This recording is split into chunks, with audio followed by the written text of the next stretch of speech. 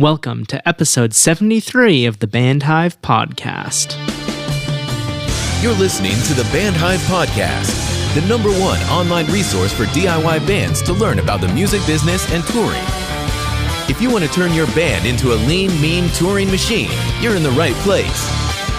Now, let's get this show on the road. It is time for another episode of the Band Hive Podcast. My name is James Cross, and I'm here with Matt Hose of Alive in Barcelona. How are you doing today, Matt? I'm doing pretty awesome, James. How's everything over there on the east side? Glad to hear that. I am doing well as well. That is not supposed to be a tongue twister, but I guess to drop a band pun in, you could say I'm doing alive and well. Shout out to those guys from, I want to say San Diego. No? Why are you shaking your head? Too bad of a pun? Oh, I'm just starting it off early. No. Well, you know me, and we're starting this episode early, so might as well start off the puns early. Anyway, we're going to get right into it with a little bit of a story. About, I want to say 8 years ago, I was teching for an artist at a local music festival, and it wasn't like all local bands. There were some bigger bands there, Pennywise, The Offspring. Some really great bands were playing, and now this artist probably knows who they are if they're listening. I gave it away. But I was teching, and all of a sudden, no guitar. And the guitarist kind of looked at me like, I don't know what's happening. And I did everything I thought of. I checked all the pedals were plugged in properly. I checked that the amp was running properly. I checked that the cables were plugged into the amp. I checked everything. Eventually, we just gave the guitarist a different guitar, and that worked. And at that moment, I looked at the guitarist and said, "Did you shut off your pickups?" And that's what it was. The guitarist had shut off their pickups because they weren't toggle switches like on a modern guitar. They were those old slider switches where it's just like each pickup has an individual on-off switch rather than like a neck, mid, or bridge. That looked bad. This was a big show with lots of great bands, and the guitars go out because the guitarist shut off the pickups. And then we spent 30 seconds trying to figure everything out when it was just, oh, turn your pickups back on. Embarrassing. Not only for the guitarist, but for the whole band and for me too, because like I was standing there trying to figure it out and I couldn't figure it out. So I don't blame the guitarist for this. My first thought should have been, hey, this is a funky guitar. Like, is it the guitar? That's my fault. I was the tech. I was responsible for that. I didn't think of that because I was used to a guitar with a toggle switch.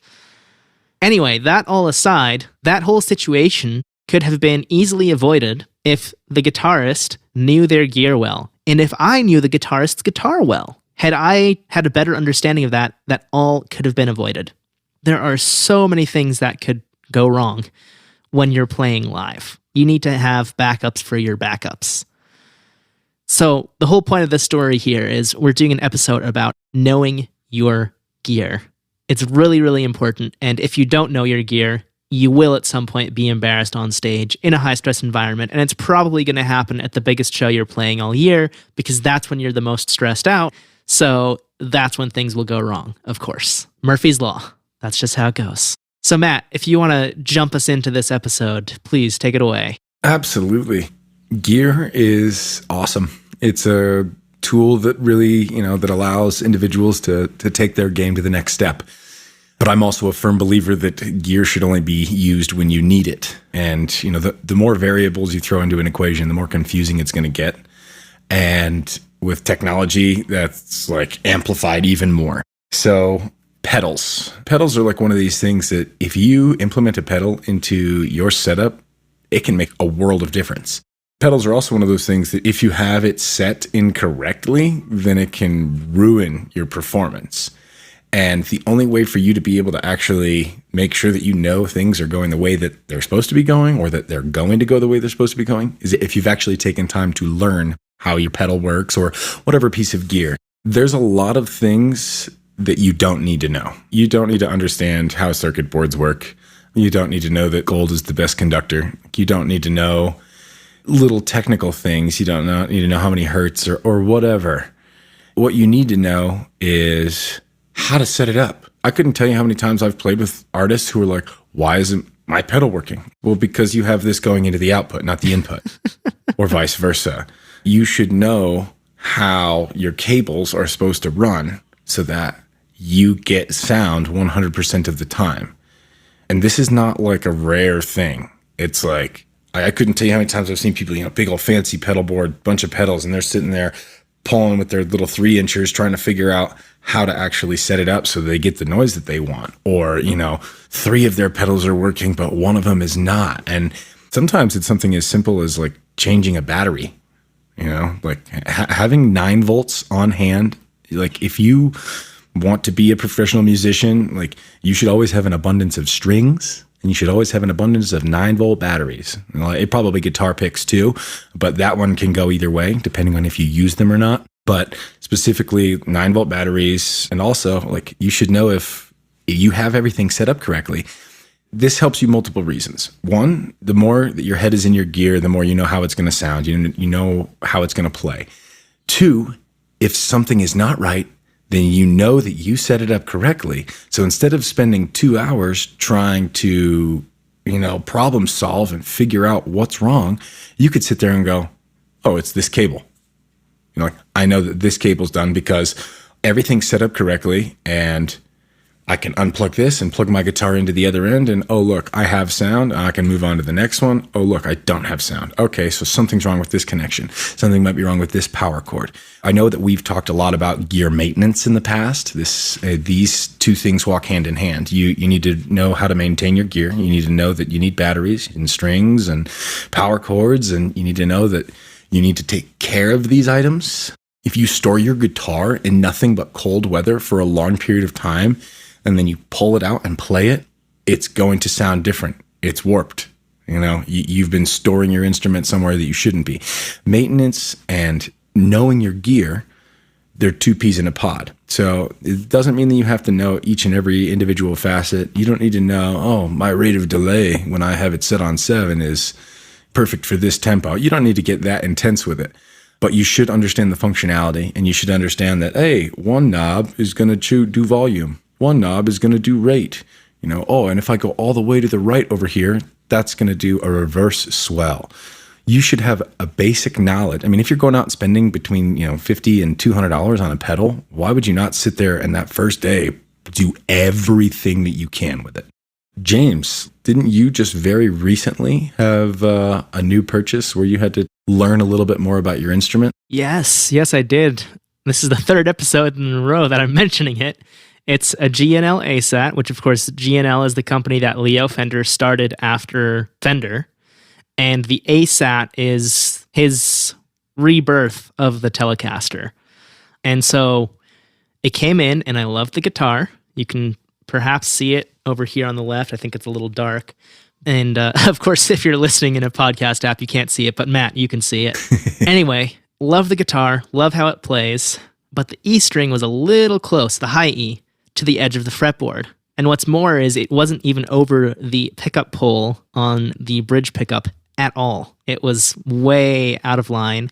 And the low E was also shifted towards the high end of the fretboard and the high end of the pickup pull that it was supposed to be over. So I thought, oh, this is no good. This is going to be expensive. Turns out that because it's a bolt-on neck, which the guitar I've been playing for a decade is an Epiphone Les Paul with a set neck, so you can't adjust the neck. The ASAT has a bolt-on neck. So all you have to do is loosen the 4 screws on the back of the neck, about 1 turn each, and pull on the neck and then retighten it because it shifts during shipping. And this is just because I Googled it. I thought I was going to have to go to a luthier and get it checked out and do this and that. No, I literally just Googled it. And that solved the problem to an extent. So I thought, okay, that's not quite where I want it to be. Well, let me take the tension off the strings, because you have to keep the tension on while you're adjusting the neck, they said. So I took the tension off, and I just unscrewed the bridge partially, nudged it over a little bit, and screwed it back in. Boom. Perfect. Strings are right over the pickup pulls. It's not too close to the edge of the fretboard. It works. Now, we have this beautiful thing called Google, and if your first step in figuring out a problem isn't checking Google, then it needs to be. Now, obviously, there's caveats to that. If you're live on stage, you're not going to pull out your phone and check Google. You should know your gear by then. But if you are at home and you just got a piece of gear and you can't figure it out, that's when you Google it, because probably other people are having the same problem as you. Like, this is just on a forum. that I was on, and it was like the official GNL forum. And that's how I figured out this is what the problem is, because it was such a common issue that the admin said to another person who got the guitar at the same time I got it, check out this thread, there's a common issue. That's how common it was. They were proactively saying, this problem happens, go fix it. So all that to say, just figure out what you are doing with your instruments. Because if you don't, then how are you going to troubleshoot it when you're on stage? How are you going to, if you drop your guitar in the middle of a tour, and thankfully it's fine, but it needs a little bit of a setup, how are you going to do a basic intonation on it if you don't know how it works? I know tons of people who pay for setups and intonations, and that's fine. But if you're on the road, you need to understand the basics of being a tech and go out there and say, this is what I'm going to learn today. Get a cheap guitar to practice. That's what I did. I got a $20 guitar so I could figure out how to do setups, and now I know how to do setups. And for those of you who don't know what intonation is, it's when you play your open E string and then you play your 12th fret E, those two notes should be the same, one octave apart. And so that's making sure that your guitar is in tune, or whatever instrument is in tune all the way through the neck. The reason they use the 12th fret is just because generally you don't end up playing in a register higher than that. So it's a good, nice low tone and a good, nice high tone on each string, and that gives you cohesive thought. And actually, like you were saying, artists who tour but don't have the ability to do these things themselves, and they kind of shoot themselves in the foot. You used to be able to get away with this. If you were really, really good, you could get away with it. Buddy Rich is probably, he's arguably the greatest drummer in history. At 6 months old, he could keep tempo. And his parents realized that he could keep tempo as a 6-month baby, so they started him on drums. And this guy had such an understanding of tempo and rhythm and beat that it was uncanny. He had rivalries with Frank Sinatra. He is the father of big band music. And so he was a drummer, and his band was called the Buddy Rich Band. So to put into perspective how good of a musician this was, what kind of caliber of a musician he was. And the dude couldn't change his own drum heads. He didn't know how. He could sit there and play, and he would know that something was wrong about his kit, and he'd be looking at his tech like something's wrong. But he couldn't even tell his tech what was wrong. He didn't even know why it was playing differently.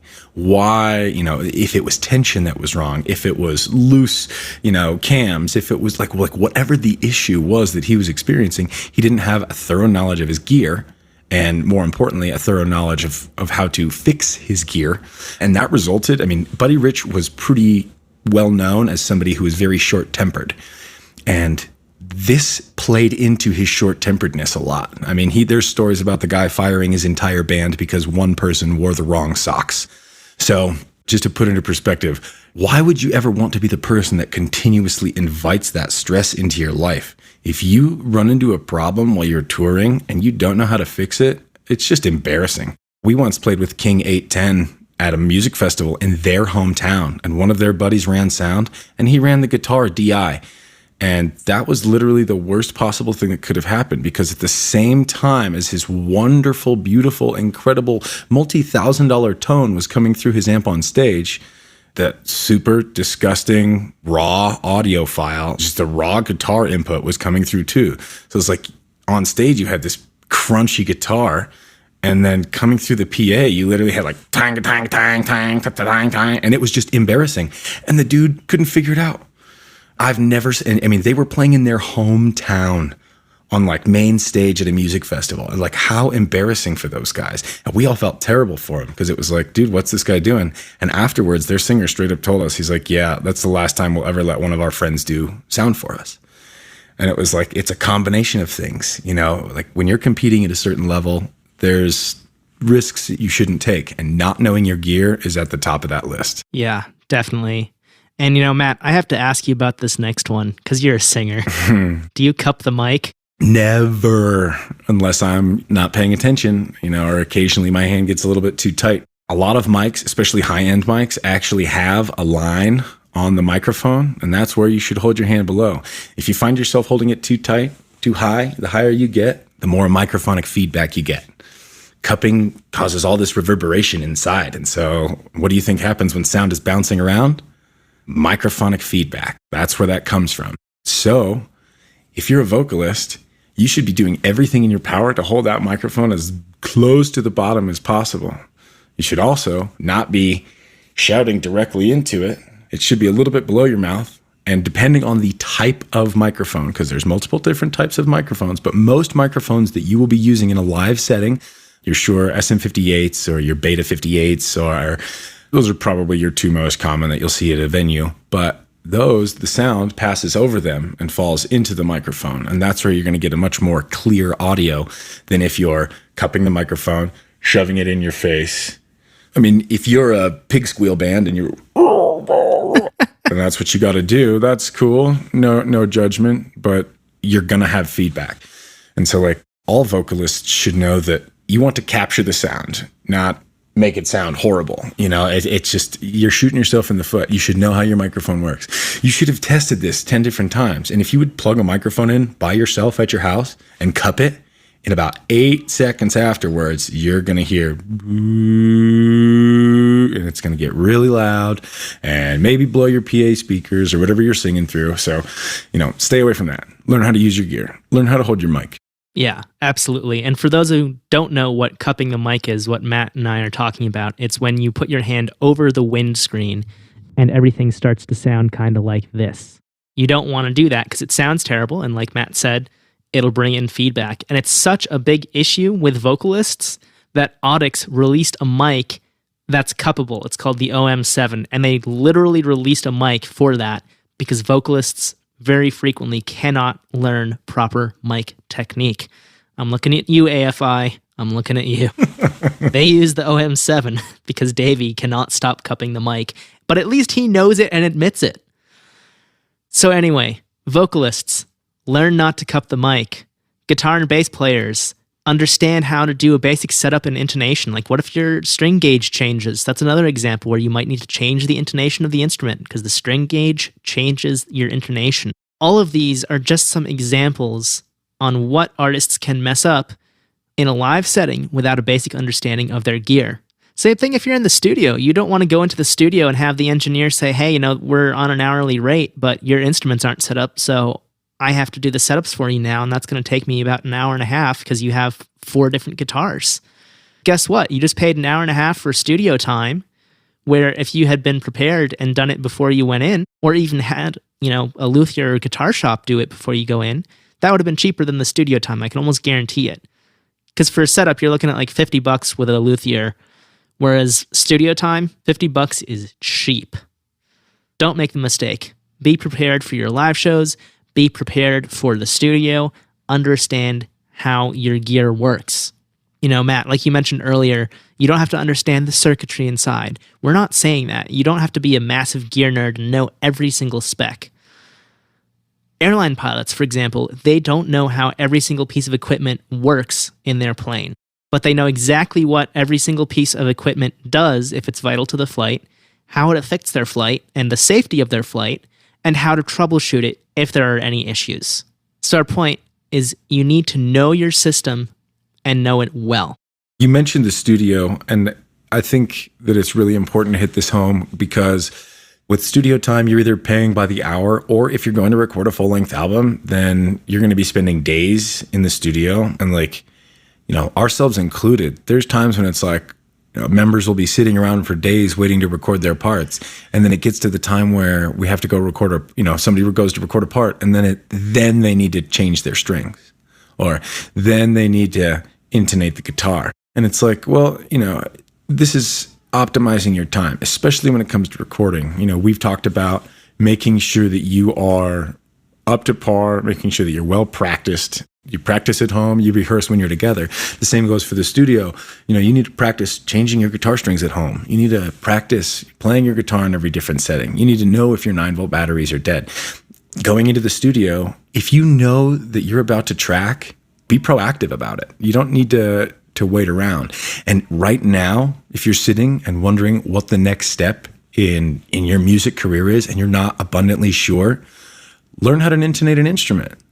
Learn proper vocal form. Learn the difference between a Mogami cable and the next best thing, and why Mogamis offer you a lifetime warranty. Things like that, when you have more overall knowledge of the industry as a whole and of products as a whole, then you can actually come out and use better tools. Like me, I'm not going to try and put my music out on MySpace. Why? Well, because there's better tools.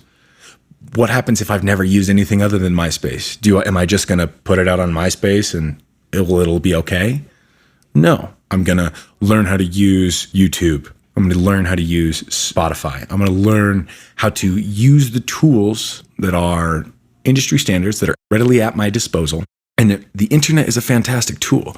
There's probably 100 videos online to teach anybody proper vocal form. Probably 100 videos online to showcase the different frequencies that different microphones will use. Maybe you're using a microphone that's just not the best for you. Maybe you are really violent and you have like this Heil PR35. It's like this super rich, super like active. I mean, like that thing will pick up anything. And you have like a raspier voice and maybe you need to be using a Sennheiser. Actually taking the time, watching some videos, educating yourself in all of these different areas, it's going to bring out a world of change. On top of that, you might also realize different things about your gear that you never would have even thought of. Whereas like you might say, oh, this Heil PR35, this has absolutely incredible fidelity. The sound is beautiful. But if I like flick this thing in the wrong way, the internals are going to break. And that's not going to be very good for touring musicians. So maybe you want a Sennheiser or a Shure that's a little bit more beat upable, just something that you can literally toss around. Because while the fidelity might be better on this PR35, the resilience, maybe you guys are the Chariot and your whole thing is literally destroying your kits and your gear every night. It's the same concept as knowing your audience. You need to know what you're playing.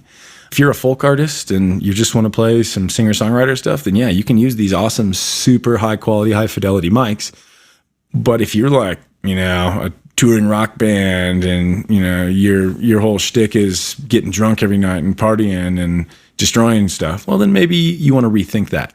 Work from the outside in. Know exactly, like if you never play with delay in your music, then you don't really need to worry about what the delay pedal is going to sound like on all these different settings if it's something that you're never going to use. So make sure you isolate what you have and why you're using it. And then from there, you can actually go forward a bit and plan accordingly. Absolutely. And to give a few more examples, if you're a guitarist, you should know and understand your signal flow and how it's processed all the way from your guitar through to the amp. So every pedal in your chain, know how it's routed. So if a pedal goes bad, you can say, oh, well, let me take this pedal out and I'll put the routing from here to here. You might not necessarily have the pedals on your pedal board in the same order that they are in the chain because they might not fit right on the pedal board. You might have to put one sideways if it's a larger than normal pedal and all kinds of things. You kind of have to do like a little Tetris there. So you just got to figure out what you're going to do. Otherwise, it's not going to work when something goes wrong. The next thing is, how many things can go wrong with your setup? Do you know what the most likely issues are and how you can solve them if they go wrong? Because without that, then you're just going to be standing there and not understand what's going on. Each time you need to fix something in your chain or your setup or whatever it is, make a mental note. That way, when something goes wrong in the future, then you will know already, hey, this is what happened in the past. Let me check this thing first. Other times, there's just a ghost in the system and you can't figure it out. That's when you might need an outside opinion. I want to say one small anecdote, and it's right in line with everything we're talking about, but it's also just a side note that's kind of important. It's that you should have a second guitar. You should have a second guitar ready to go, tuned with 6 strings on it before you start your set. So that way, if your guitar string breaks, then you can unplug the guitar you're in, run over and grab your new one, and play that. It shouldn't be anything complex. It shouldn't be anything ridiculous. It doesn't even have to be the same guitar or the world's nicest anything. It has to be something that allows you to finish your song and or finish your set. The last thing you want to be is that band that's up on stage going, oh, I broke a string. Does anybody have a guitar that I can use? Does anybody have a guitar? No. The answer is no. Nobody has a guitar that you can use. You just destroyed your own guitar. What makes you think that anybody else is going to lend you theirs? They're not, so don't be dumb. Then the second thing is, if you have this guitar, you should also have a quick means to plug it in. You either need to have 2 wireless systems, or you need to have that one already hardwired into a different input so that you can walk over, swap your inputs, or plug in a different cable, and then you play the rest of that particular song without your wireless. But the point is you need to plan accordingly for things to happen, because guess what? Things happen. At every level of the game, things happen. At every level of the game, you have to be ready for these things. Like when you're talking about top tier musicians, they have different guitars for every song and backups for those songs. And then on top of that, they have techs that are, if something goes wrong, they have a tech that brings out a new guitar. We always talk about emulating professionalism, emulating what the big dogs are doing. Well, the big dogs are prepared for every single thing that could go wrong. Absolutely. And to add to your note there, the easiest way I've found to have 2 guitars patched in is you can get a simple A-B switch. Yep, ABY. For 1/4 inch inputs for like $30 to $40. And the cool thing is you can actually use them both ways, or at least the one I have. You can either have inputs A and B going out to the output, or have input going to outputs A and B. So you can use them either way. That way, if you want to have a backup amp, you could have one of these at both ends of your signal chain. We used to use one of those live. We had one song where my guitarist couldn't both play the riff and scream all the words, and it was really, really hard to intertwine them. So my guitarist would use his ABY pedal to play through both stage right and stage left amps, so that way everything came through on the house speakers wonderfully, and nothing ever skipped a beat. ABY pedals are an incredibly, incredibly valuable tool. Yeah, they are truly one of the most overlooked pedals because it doesn't do anything exciting, it doesn't do anything fun. It doesn't make you go, oh, that sound. It doesn't do anything like that.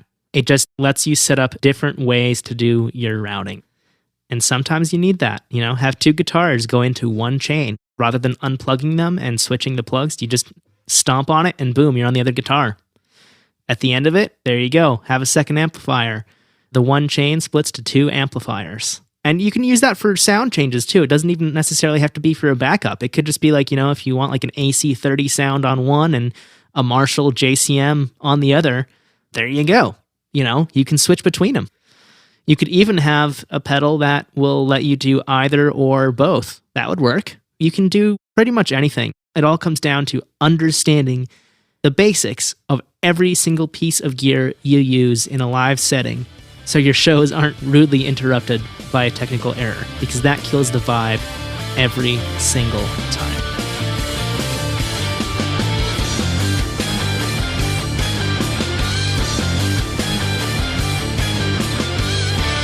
That does it for this episode of the Band Hive podcast. Thanks so much for tuning in and listening. I hope that you learned something about your gear and how you need to understand it and why you need to understand it, because it really is vital to being a professional musician. You need to understand your gear.